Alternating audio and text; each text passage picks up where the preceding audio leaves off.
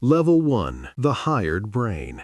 The heat hits you the moment the pressurized cabin door opens at King Khalid International Airport. It is 11:42 p.m., but the air is a thick, 100-degree blanket that smells of jet fuel and expensive oud. A man in a tailored navy suit stands at the bottom of the stairs. He doesn't say your name. He doesn't have to. You are one of the few people on this flight who isn't a returning laborer or a minor royal.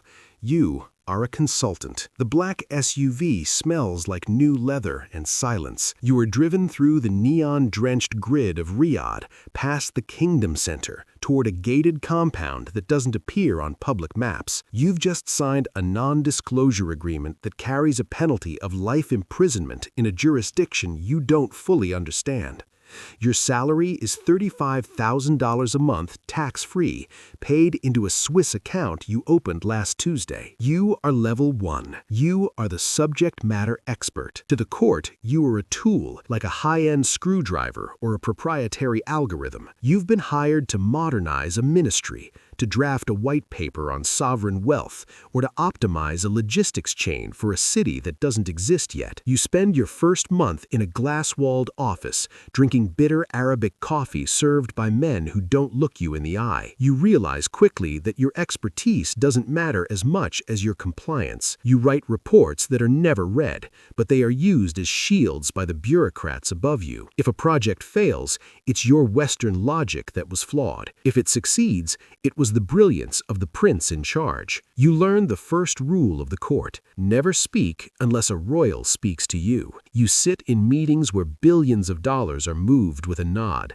and you realize your $400,000 annual package is the equivalent of a rounding error. You are useful, but you are disposable. You stay in your 5-star hotel, watch the desert sun rise, and wonder if you're a genius or just a well-paid ghost. Level 2. The Protocol Shadow. 6 months in, you aren't writing reports anymore. You're fixing things. You've moved from the ministry to the Diwan, the Royal Executive Office. You are now a protocol officer. Your job is to ensure the frictionless movement of power. You are the one who knows which prince hates which minister. You know that when the deputy governor enters a room, the air conditioning must be set to exactly 19 degrees Celsius. You carry 3 phones. One is for the Americans, one is for the internal staff, and the third, the encrypted one, is for the prince's private office. You no longer care about the vision or the strategy. You care about the seating chart. A seating chart in Riyadh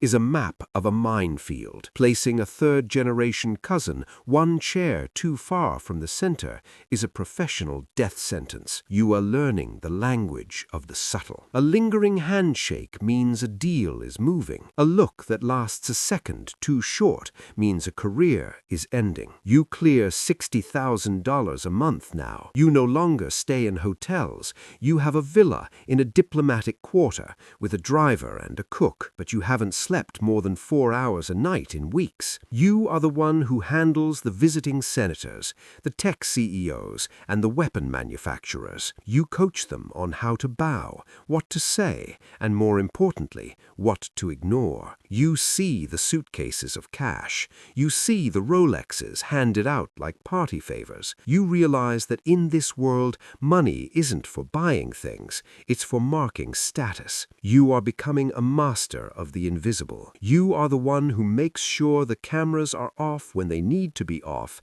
and that the world sees exactly what the house wants them to see. Level 3. The Prince's Fixer. You've stopped being a face in the crowd. You are now attached to a specific royal's private household. You are his fixer. This is the level where the moral rot begins to settle in your bones, but the money is so high you can't feel the weight of it yet. Your prince is young, impulsive, and has a personal budget that rivals the GDP of a small Balkan nation. You don't work in an office. You work on private jets, in London penthouses, and on 300-foot yachts in the Mediterranean. Your phone rings at 3 a.m. in Paris. A situation has occurred at a five-star hotel involving a minor crash, a noise complaint, and several high-end associates whose passports shouldn't be on record. You don't call the police. You call the embassy. You call the hotel owner. You make 3 wire transfers totaling $1.2 million.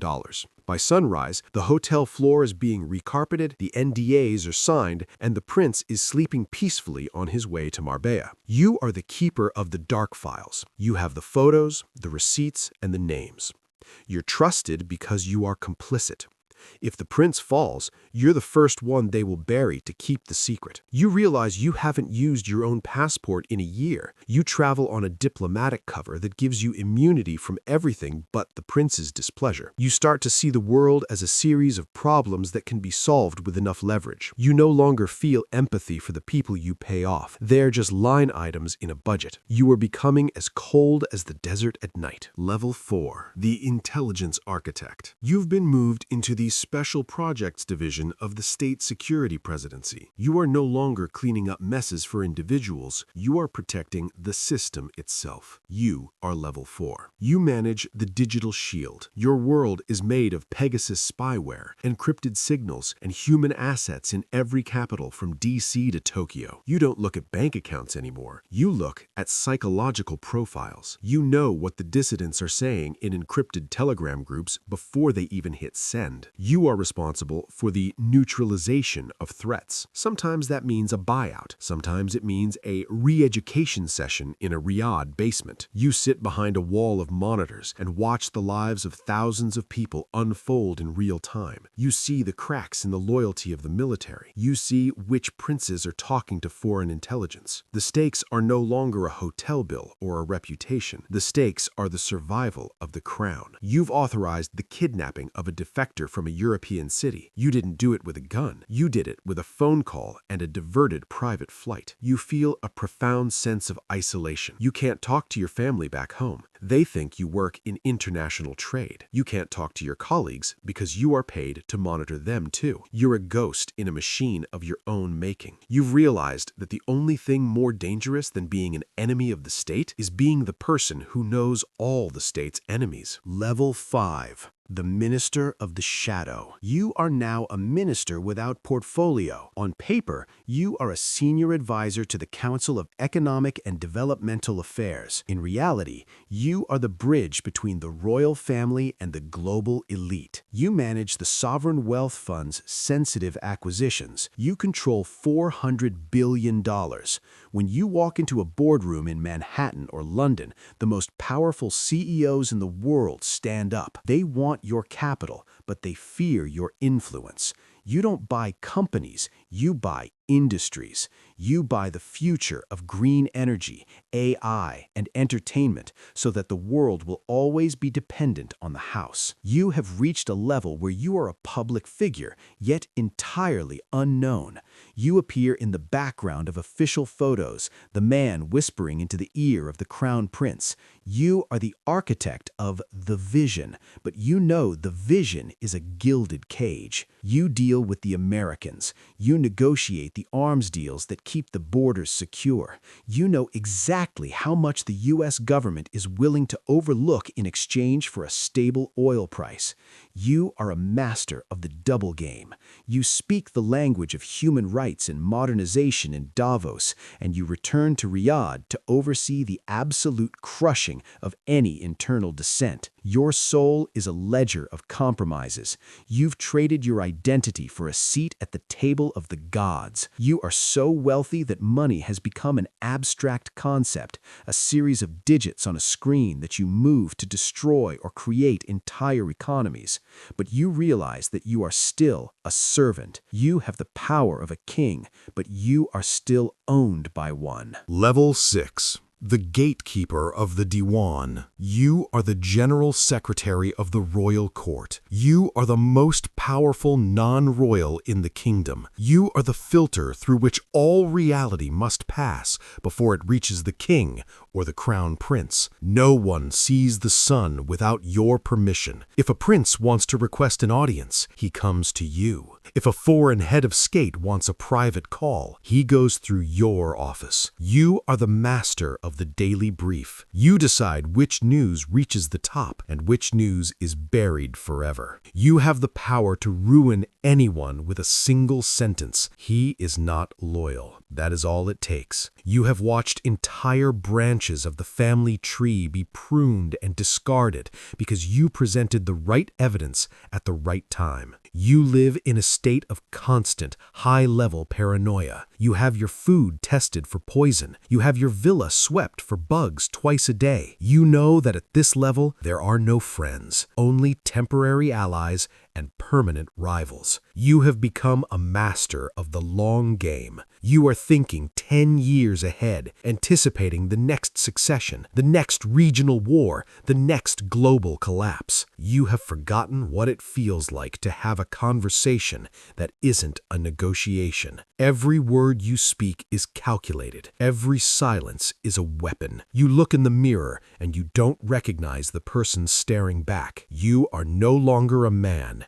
You are an extension of the throne. You are the wall that protects the king from the truth and the truth from the king. Level 7. The architect of the bloodline. You are no longer just an advisor. You are the kingmaker. You are one of the 3 people who sit in the inner circle when the doors are locked and the signal jammers are turned on. You are level 7. You are the one who decides who lives, who dies, and who will rule for the next 50 years. You are the one who coordinated the purge at the Ritz-Carlton. You sat in those rooms and told your own peers, men you've known for decades, that they would give up their billions and their freedom, or they would never see the sun again. You have redesigned the entire power structure of the Middle East. You've started wars to prove a point and ended them to save a margin. You deal with the CIA, the FSB, and the Mossad as equals. They don't give you orders. They ask for your cooperation. You are the one who manages the great transition. You are moving the kingdom from a family-run oil business to a global tech theocracy. You have the blood of thousands on your hands, but you see it as the necessary oil for the machine of progress. You are untouchable. You are above the law, above the religious police, and above the court itself. But the cost is total. You have no home. You live in a series of bunkers and palaces. You haven't walked on a public street in 15 years. You are a god in a gilded prison. You realize that the more power you have, the smaller your world becomes. You are the architect of a future you will never be allowed to live in as a free man. Level 8. The Ghost of the Desert. You have reached the final level. You are the Elder. You have survived 4 kings. You have seen the rise and fall of empires. You no longer have a title, because no title can encompass what you are. You are the memory of the house. You sit in a quiet room in a palace in Neom, looking out over the Red Sea through floor-to-ceiling glass that is reinforced to withstand a rocket strike. You are the only person who doesn't bow when the crown prince enters. He comes to you for the one thing he cannot buy and cannot command, the truth of the past. You know where every body is buried. You know the true origins of every fortune in the kingdom. You are the living library of every secret, every betrayal, and every blood pact that has held the House of Saud together since the beginning. Your power is absolute because you no longer want anything. Money is a joke. Status is a memory. You are level 8. You are the ghost. You are the one who ensures the cycle continues, that the system survives even if the people within it do not. You feel a profound, crushing emptiness. You have spent your entire life building a wall of influence, only to realize you are the only one trapped behind it. You watch the young men come in, the consultants, the advisors, the fixers, and you see yourself yourself in their hungry eyes. You know exactly what will happen to them. You know the exact moment their souls will begin to fray. You watch the monitors. A private jet is landing at the airport. A man in a tailored suit steps off. He thinks he's here to change the world. He thinks he's the smartest person in the room. Somewhere, a new level 1 is just starting. He thinks he understands the game. He doesn't, but he will.